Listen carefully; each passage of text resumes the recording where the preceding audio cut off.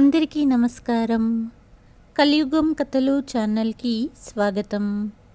ఈనాటి మన కథ చరిత్ర పునరావృతం.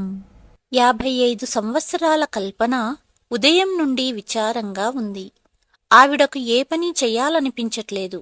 కల్పనను విచారంగా చూస్తూ 80 సంవత్సరాల తండ్రి అడిగాడు, ఏమైంది కల్పన? చాలా విచారంగా కనిపిస్తున్నావు అని అడిగారు. నా కళ్ళ ముందే కొడుకు జీవితం నాశనమవుతుంటే ఒక తల్లి సంతోషంగా ఎలా ఉండగలదు నాన్నా? ఇద్దరినీ సముదాయించాలని చూశాను. భార్యాభర్తలన్న తర్వాత గొడవలు వస్తూనే ఉంటాయి. చిన్న చిన్న గొడవలను లాగకూడదని చాలా నచ్చజెప్పాను. కానీ ఇద్దరూ వినలేదు. రేపు కోర్టులో హియరింగ్ ఉంది. ఇక ఆ తర్వాత ఇద్దరూ శాశ్వతంగా ఒకరి నుండి మరొకరు దూరమైపోతారు. కల్పన మాటకు సమాధానాన్నిస్తూ, చూడు కల్పన, 17 సంవత్సరాల క్రితం నువ్వు నీ భర్త నుండి విడాకులు తీసుకోవాలనుకున్నప్పుడు నేను మీ అమ్మ ఇలాంటి పరిస్థితులనే ఎదుర్కొన్నాము. అప్పుడు మేము కూడా నిన్ను చాలా సందాయించాము. నువ్వు మా మాట విన్నావా? అలాంటి నువ్వు నీ కొడుకు నీ మాట వినాలని ఎలా ఆశపడుతున్నావు? దీనినే చరిత్ర పునరావృతం అంటారు అంటూ కల్పన తండ్రి చెప్పారు.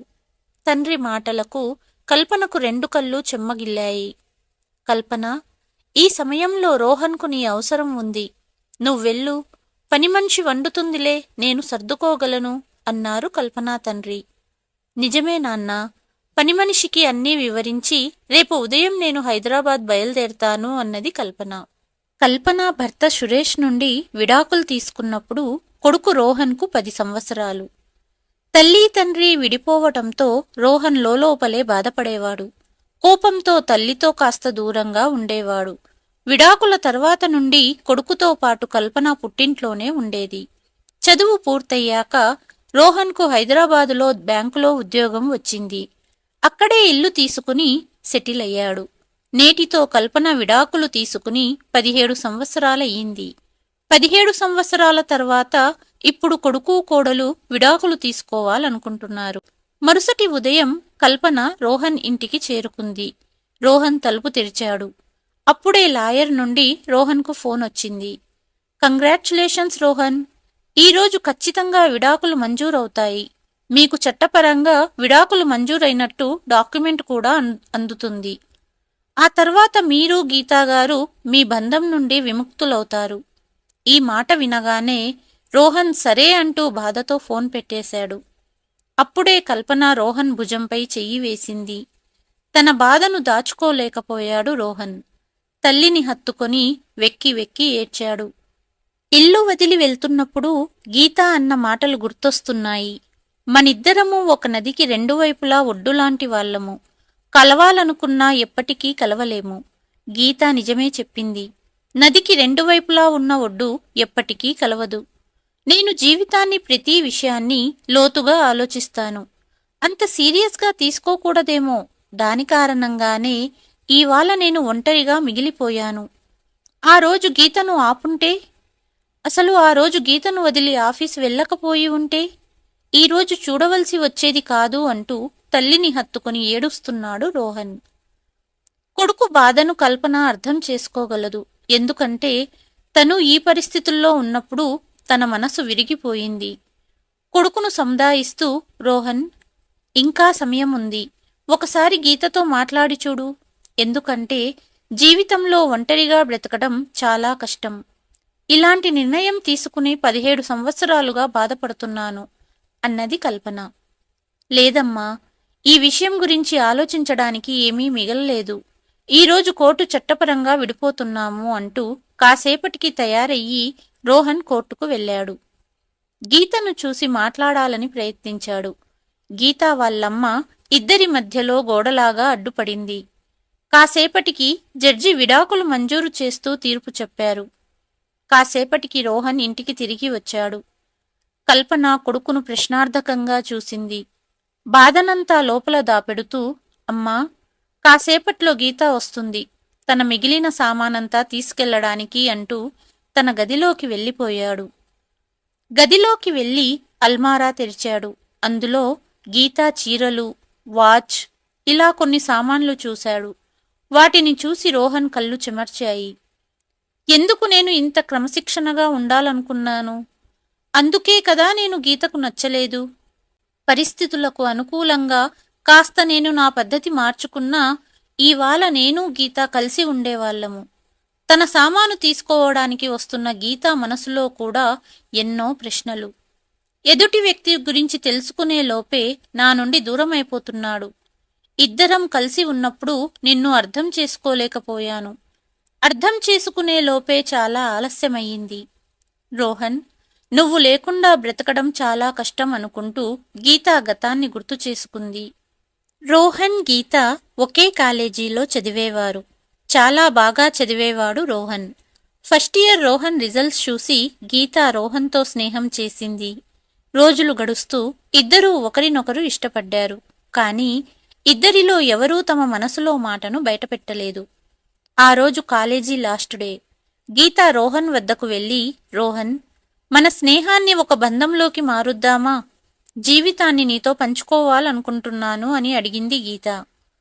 వెంటనే గీత చేతిని తన చేతిలోకి తీసుకుని, నువ్వంటే నాకిష్టం గీత, ఇద్దరం పెళ్లి చేసుకుందాము అన్నాడు రోహన్.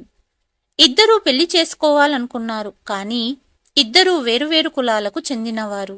అందుకే ఇద్దరి పెళ్లి జరగడం అంత ఈజీ కాదు. రోహన్ కుటుంబ సభ్యులు ఒప్పుకున్నారు. కానీ గీత తల్లి తండ్రి పెళ్లికి ఒప్పుకోలేదు. కానీ రోహన్ను పెళ్లి చేసుకోకపోతే చావడానికైనా సిద్ధం, కానీ వేరొకరిని పెళ్లి చేసుకోనని గీత స్పష్టం చేయడంతో గీత తల్లి తండ్రి అయిష్టంగానే పెళ్లికి ఒప్పుకున్నారు. ఇరు కుటుంబాలు ఒప్పుకున్న తర్వాత 2 నెలలకు ఇద్దరి పెళ్లి జరిగింది. ఇద్దరూ హైదరాబాద్ వెళ్లారు. మొదటిసారి గీత ఇంట్లో అడుగు పెడుతున్నప్పుడు భార్య అడుగుల గుర్తులను పేపర్ మీద పెట్టించాడు రోహన్. 2 రోజులకు ఆ పేపర్ను ఫ్రేమ్ కట్టించి ఇంట్లో పెట్టాడు. ఎందుకు రోహన్ ఇవన్నీ అనింది గీత. తల్లి తండ్రితో గొడవపడి నాతో జీవించడానికి వచ్చావు. ఇన్ని రోజులు మీ అమ్మా నాన్న నీకిచ్చిన ప్రేమ సంతోషం కంటే ఎక్కువగా నేను నిన్ను ప్రేమగా చూసుకోవాలనుకుంటున్నాను. అందుకే ఇదంతా అన్నాడు రోహన్. మరుసటి రోజు నుండి ఉదయాన్నే లేవడం, ఇంటి పనులన్నీ చేసేసి స్నానం చేసి పూజ చేసి అప్పుడు గీతను నిద్రలేపేవాడు రోహన్. మార్నింగ్ గీత, నీకోసం టీ తెచ్చాను అంటూ భార్యను నిద్రలేపేవాడు. రోహన్, నువ్వు ఆఫీస్ వెళ్ళాక నేను పని చేసుకుంటాను కదా, ఎందుకు ఇంత ఉదయాన్నే చేసేస్తావు అనేది గీత. ఎలాగూ ఎక్సర్సైజ్ చేయడానికి సూర్యోదయం కంటే ముందే నిద్రలేస్తాను. ఎక్సర్సైజ్ తర్వాత ఇంటి పనులు చేయడం అలవాటు గీత. సమయానికి పనులన్నీ చేయడం నాకిష్టం. అయినా ఇందులో నా స్వార్థం ఉంది అన్నాడు రోహన్. నీ స్వార్థమా అన్నది గీత. దినచర్యలో భాగంగా ఇంటి పనుల వలన ఎక్సర్సైజ్ అయిపోతుంది. అలాగే శ్రీమతి గారి పని తగ్గిస్తే నాకే లాభం కదా అన్నాడు రోహన్. ఇదన్నమాట విషయం అంటూ నవ్వింది గీత. గీత, ఈ ఇల్లు మనిద్దరిది కాబట్టి కాస్త పని చేస్తే ఏమవ్వదు అన్నాడు రోహన్. అయినా ఇంటి పని ఆడదే చెయ్యాలి అంటే నేను ఒప్పుకోను. భార్యలను కష్టపెట్టకుండా చూసుకునేవాడే భర్త అన్నాడు రోహన్. రోహన్, సాయంత్రం అమ్మా నాన్న ఇంటికి వస్తున్నారు, త్వరగా ఆఫీసు నుండి వచ్చేయి అన్నది గీత. తప్పకుండా వస్తాను. అలాగే అత్తయ్య మామయ్య కోసం నా చేతులతో వంట చేస్తాను అంటూ ఆఫీస్ వెళ్లాడు రోహన్. సాయంత్రం గీత అమ్మా నాన్న వచ్చారు. రోహన్ కూడా ఆఫీసు నుండి త్వరగా వచ్చేశాడు. అత్తా మామయ్యల ముందు రోహన్ వంట చేయడం, అలాగే రోహన్ గీతను పని చెయ్యనివ్వకుండా వెళ్ళి మీ అమ్మా నాన్నతో టైం స్పెండ్ చెయ్యి అనడం, ఇవన్నీ చూసిన గీత అమ్మా నాన్న, పెళ్లికి ముందు రోహన్ గురించి తప్పుగా అనుకున్నాం, కానీ అల్లుడుగారు అమ్మాయిని బాగా చూసుకుంటున్నారు అనుకున్నారు. రోజులు గడుస్తున్నాయి. ఒకనాడు రోహన్ ఆఫీసు నుండి వచ్చేటప్పటికీ హాల్లో గీత మొబైల్ చూస్తూ భర్తను పట్టించుకోలేదు. తన స్నేహితులతో గ్రూప్లో చాట్ చేస్తుంది. ఇంటికి వచ్చిన రోహన్కు మాడుతున్న వాసన వచ్చి వెంటనే కిచెన్లోకి వెళ్లి చూశాడు. స్టవ్ మీద కర్రీ మాడిపోతోంది. స్టవ్ ఆఫ్ చేసి వచ్చిన రోహన్ కోపంగా, గీత, స్టవ్ మీద కర్రీ మాడిపోతుంది, అది పట్టించుకోకుండా ఫోన్ చూస్తున్నావా? ఎన్నిసార్లు చెప్పాను ఇంతగా ఫోన్ చూడొద్దు అని కోపంగా అన్నాడు రోహన్. ఎప్పుడు చూడు ఫోన్ ఫోన్ అంటావు. నేను ఫోన్ చూస్తే నీకెందుకంత ఇబ్బంది? ప్రతిరోజు నా ఫోన్ గురించి నా social site account insta, Facebook గురించి కామెంట్ చేస్తుంటావు. ప్రపంచాన్ని చూడు ఒకసారి, ఎక్కడి నుండి ఎక్కడి దాకా చేరిపోయిందో. అసలు ప్రపంచంలో ఎప్పుడైనా ఏం జరుగుతుందో తెలుసుకున్నావా? ఈ వయసులో అందరూ వాళ్ళ ఫోటోలు తీసి ఇన్స్టా, ఫేస్బుక్లో పోస్ట్ చేస్తారు. అయినా నీకసలు వాటి గురించే తెలీదు. ఇప్పటికీ బటన్ ఫోనే వాడుతున్నావు. ఒకసారి నువ్వేసుకున్న బట్టలు చూడు, బాబాల మాదిరి ఉంటాయి. నీలాగా నన్ను ప్రపంచంతో సంబంధం లేకుండా ఉండమంటే నేను బ్రతకలేను. విసిగిపోయాను ఇలా ఒంటరిగా బ్రతుకుతూ అంటూ మాట్లాడింది గీత. గీత, నా అనుకున్న వాళ్లతో సంబంధాలు పెంచుకుంటే చాలు అనుకుంటాను నేను. ప్రపంచంతో నాకేంటి సంబంధం? అవసరానికి మించి ఏ పని నాకు నచ్చదు. అస్తమాను ప్రపంచం అంటావు. ఏదన్నా అవసరమైనప్పుడు ప్రపంచంలో ఎంతమంది నీకు సహాయానికి వస్తారు అన్నాడు రోహన్. నీకు నాతో, నా ఫోన్తో అంత ఇబ్బందిగా ఉంటే విడాకులివ్వొచ్చుగా. విసిగిపోయాను నీ పాత పద్ధతులతో అంటూ గదిలోకి వెళ్ళిపోయింది గీత. గీత మాటలకు రోహన్ షాక్ అయ్యి గీతనే చూస్తున్నాడు. కొద్ది రోజులు ఇద్దరి మధ్య మాటలు లేవు. రోజులు గడుస్తున్నాయి. 2 రోజుల్లో రోహన్ గీతల మొదటి పెళ్లిరోజు. గీత, రేపు మన పెళ్లిరోజు అన్నాడు రోహన్ జరిగిన గొడవ మర్చిపోతూ. అవును రోహన్, ఎలా సెలబ్రేట్ చేసుకుందాము అనింది గీత. ఉదయమే తొందరగా నిద్రలేచి రెడీ అయ్యి గుడికి వెళ్దాము. తర్వాత అక్కడ పేద ప్రజలకు ఒక్క పూట భోజనాలు పెడదాము. రోహన్ మాటలు విని గీత ఆశ్చర్యంగా చూస్తూ, ఎప్పటిదాకా రోహన్? ఎన్ని రోజులు? 1 సంవత్సరమయ్యింది మన వివాహమయ్యి. నీ అలవాట్లు ఒక్కటి కూడా మారలేదు. జీవితంలో ఒక ఎగ్జైట్మెంట్ లేదు, ఒక ఎంటర్టైన్మెంట్ లేదు. నీ గురించి అమ్మా నాన్న నిజమే చెప్పారు. పెళ్లికి ముందు నువ్వసలు నా టైపు కాదన్నారు. నీకసలు ఎందుకు అర్థం కాదు జీవితంలో మార్పు చాలా అవసరమని? ఇలా ఒంటరిగా గడపటం ఎంత బోరింగ్ ఉంటుందో తెలుసా? జీవితం అంటే అలా ఉండాలి, ఇలా ఉండాలి అని ఎన్ని కలలు కన్నాను. లేట్ నైట్ పార్టీలు, డిన్నర్, బర్త్డేలు, ఇవన్నీ అసలు జీవితంలో ఎప్పుడైనా చూసావా? నీకు తెలుసా, నా స్నేహితురాలు శోభ పెళ్లి మన పెళ్లైన రోజే అయ్యింది. పెళ్ళవ్వగానే హనీమూన్ అని విదేశాలకు తీసుకెళ్లాడు వాళ్ళాయన. ఇండియాలో అయితే ఎన్ని చోట్లకు వెళ్లారో ఇద్దరూ కలిసి. ఎప్పుడూ క్యాండిల్ లైట్ డిన్నర్ అని, బర్త్డే అని ఇలా భర్తతో సెలబ్రేట్ చేసుకున్న ఫొటోస్ ఇన్స్టాలో పోస్ట్ చేస్తుంది తను. అసలు ఎంత సంతోషంగా ఉంటారో వాళ్ళు తెలుసా? 2 రోజుల క్రితం వేరే స్నేహితురాలు స్నేహ బర్త్డే ఉంటే తన భర్త పెద్ద పార్టీ అరేంజ్ చేసి సర్ప్రైజ్ చేశాడు తనని. నా తలరాతే ఇలా రాసి ఉంది. నువ్వు పూర్వకాలం బాబాలాగా బ్రతుకుతున్నావు. ప్రతిరోజు సూర్యోదయం ముందు నిద్రలేవడం, భూమి మీద కూర్చొని భోజనం చేయడం, సర్ప్రైజ్ మాట అటుంచు, అస్తమాను దేవాలయాలు, పేద ప్రజలు, ఇందులోనే సంతోషం వెతుక్కుంటావు అన్నది గీత. గీత చెప్పిన మాటలు విని ఆశ్చర్యంగా చూస్తూ నిలబడ్డాడు రోహన్. మరుసటి రోజు రోహన్ గీతా వద్దకు వచ్చి ప్రేమగా సంధాయిస్తూ, గీతా, నిన్ను బాధ పెట్టడం నా ఉద్దేశం కాదు. మన ఇద్దరి మధ్య ఈ గొడవలెందుకు? అసలు ఈ మొబైల్ వలన మొదలయ్యింది గొడవ. అవసరమైనప్పుడు సహాయానికి రాని ఫేస్బుక్ పరిచయాలు ఎంకరేజ్ చెయ్యను నేను. దూరం నుండి చూస్తే మనకు వేరే వాళ్ళ జీవితాలు చాలా సంతోషంగా ఉన్నట్టు కనిపిస్తుంది. ప్రతి ఒక్కరూ వాళ్ళు హ్యాపీగా ఉన్నప్పుడే ఫోటోలు పెడతారు. బాధలో లేదా గొడవ పడ్డప్పుడు ఫోటోలు పెట్టరు కదా. అందుకే సంతోషంగా కనిపించే వాళ్ళు అందరూ జీవితంలో హ్యాపీగా ఉన్నారనుకోవడం మూర్ఖత్వం. చిన్న విషయానికే విడాకులు తీసుకోవాలనుకునేంత దూరం ఆలోచించకూడదు. ఇక నుండి చిన్నవాటికి గొడవపడి మాట్లాడకుండా ఉండడం ఎందుకు చెప్పు? నేను ఆఫీస్ బయలుదేరుతాను. సాయంత్రం ఇంటికి తిరిగి వచ్చేటప్పటికి నా గీత నవ్వుతూ కనపడాలి అంటూ భార్య నుదుటిపై ముద్దు పెట్టి ఆఫీస్ బయలుదేరిపోయాడు రోహన్. కానీ సాయంత్రానికి తిరిగి వచ్చేటప్పటికి గీతను చూసి ఆశ్చర్యపోయాడు. ఎందుకంటే గీత తన బ్యాగ్ సర్దుకుంటుంది. గీత, ఎక్కడికన్నా వెళ్తున్నావా? పుట్టింటికి వెళ్తున్నావా అని అడిగాడు రోహన్. అవును అని సమాధానమిచ్చింది గీత.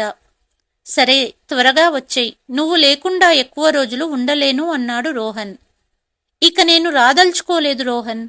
ఉన్న ఒక్క జీవితం, ఇలా నాలో నేను కుమిలిపోతూ బ్రతకలేను అన్నది గీత. ఉన్నది ఒక్కటే జీవితం, ఇలా గొడవలతో కాకుండా ప్రేమగా ఉండొచ్చు కదా గీత అన్నాడు రోహన్. ఇక చాలు, నేనేమీ వినదలుచుకోలేదు. నీ ప్రసంగాలు ఆపు. నా ఇష్టాయిష్టాలకు వాల్యూ ఇవ్వనప్పుడు ఇక్కడ ఉండి నా జీవితాన్ని నాశనం చేసుకోను అంటూ గీత బ్యాగ్ తీసుకుని బయలుదేరింది. సరే గీత, నేను నచ్చనప్పుడు ఇల్లు వదిలి వెళ్ళు, కానీ ఒక్క మాట గుర్తుపెట్టుకో. ఒక్కసారి వెళ్ళిపోయావంటే తిరిగి నా జీవితంలోకి రాలేవు. ఇక నీకోసం ఈ ఇంటి తలుపులు శాశ్వతంగా మూసుకుంటాయి అన్నాడు రోహన్. నీలాంటి వాడి జీవితంలోకి తిరిగి రావాలని ఎవరు కోరుకుంటారు? నీలాంటి వాడితో జీవితం గడపడం కంటే సూసైడ్ చేసుకుని చావడం మేలు అంటూ ఇంటి నుండి వెళ్ళిపోయింది గీత. చివరికి విషయం విడాకుల దాకా వచ్చింది. గతాన్ని గుర్తు చేసుకుంటున్న గీత రోహన్ ఇంటి బయట కారు ఆగిన తర్వాత డ్రైవర్ పిలుపుతో వర్తమానంలోకి వచ్చింది. కారు దిగి లోపలికి వచ్చి బెల్లు కొట్టింది. పక్కనే ఉన్న నేమ్ ప్లేట్ చూసింది. గీతా రోహన్ నివాసమని రాసి ఉంది. అది చూస్తూనే గీత కళ్ళు చెమర్చాయి. కల్పన తలుపు తెరిచింది. గీత మాజీ అత్తగారి కాళ్ళు మొక్కింది. చల్లగా ఉండమ్మా అని ఆశీర్వదించింది కల్పన.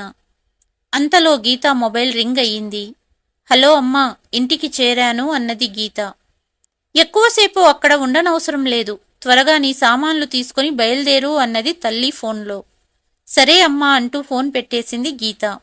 ఇంటి లోపలికి రాగానే గీతకు ఎదురుగా తన మొదటిసారి ఇంటికి వచ్చినప్పుడు కాలు గుర్తులు ఫోటో ఫ్రేమ్ చూసింది. ఆ పక్కనే పెళ్లి కూతురుగా తయారయ్యి నవ్వుతున్నప్పుడు పెళ్లిరోజు ఫోటో ఉంది. తను అందంగా డెకరేట్ చేసుకున్న ఇల్లు ఇప్పటికీ అలాగే ఉంది. తనకు ఇంట్లోని ధ్వనులు తన చెవులకు చేరుతున్నట్టు అనిపిస్తుంది. ఏ గీత, దేనికోసమైతే రోహన్ను వదిలావో ఆ స్వేచ్ఛ దొరికిందా? అందమైన జీవితాన్ని ఎందుకు నాశనం చేసుకున్నావు అని ఇంట్లోని ప్రతి వస్తువు తనను అడుగుతున్నట్టే అనిపిస్తుంది. తన గది బయట గీతా రోహన్ ఇద్దరి పెళ్లి ఫోటో ఫ్రేమ్ కట్టి ఉంది. అది చూసి గీత ఏడుపు ఆపుకోలేకపోయింది. గది తలుపు తెరవగానే ఎదురుగా రోహన్ నిలబడి ఉన్నాడు. గీతా చేతిలో విడాకుల మంజూరైన పేపర్ను చూసి రోహన్ తన మనసులో ఇలా అనుకున్నాడు.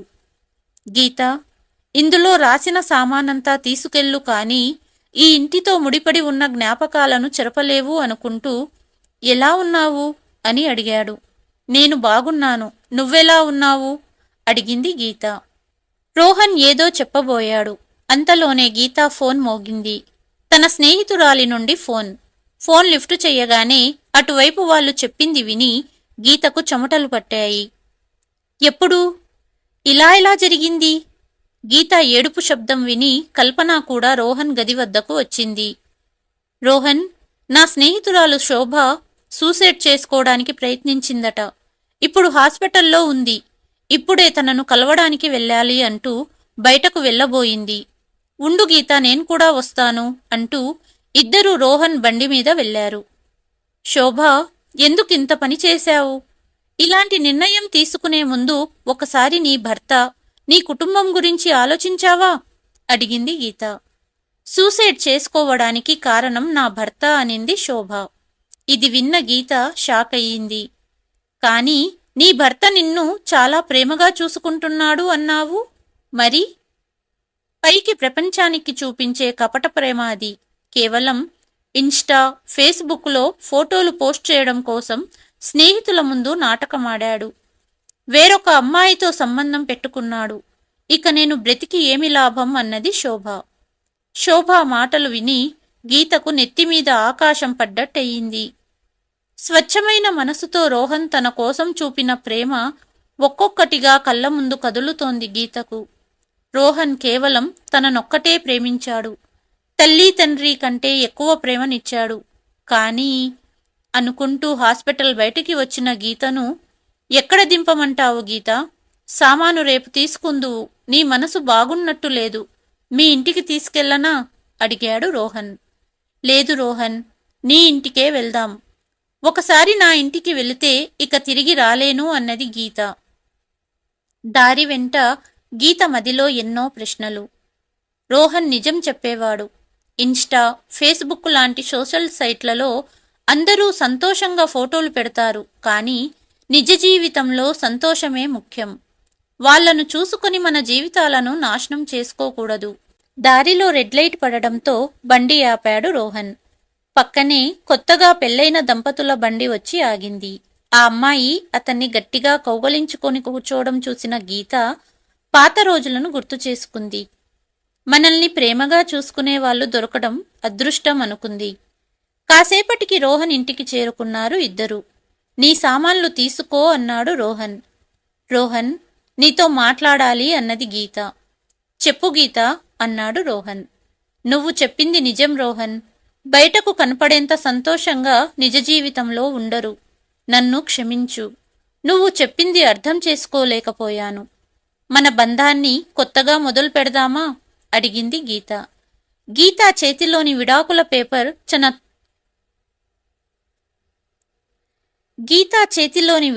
పేపర్ తన చేతిలోకి తీసుకుని ముక్కలు ముక్కలుగా చించేసి పడేశాడు రోహన్. గీతను కౌగలించుకుని ఎప్పటికీ మనము విడిపోము అన్నాడు. కొడుకు కోడలిని చూస్తూ కల్పన కళ్ళల్లో ఆనంద బాష్పాలు కారాయి. కథ కనుక నచ్చినట్లయితే please like, share and subscribe to కలియుగం కథలు. మరి ఒక కథతో మళ్ళీ మీ ముందుకు వస్తాను. అంతవరకు సెలవు.